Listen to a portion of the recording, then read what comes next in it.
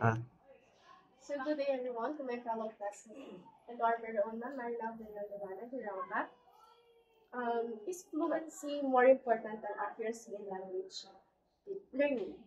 So when we say fluency, it is when a speaker is native and also when a speaker is native. So we can say that it is the fluency. Well, accuracy is when you have the correct grammar, you can speak more confidently because you know your grammar is correct. And is, is fluency more important than accuracy in language learning? So for me, they are both important in language learning. So why? Why is it important? So we have the fluency. First in the fluency, we speak without hesitations. And native.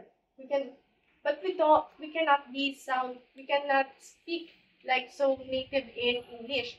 While in accuracy, we can be confidently speak. That's like we are speaking with no that we know the grammar rules, the pronunciations, and the others.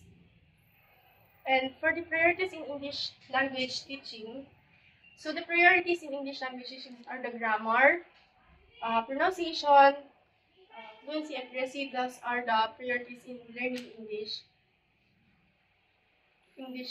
language.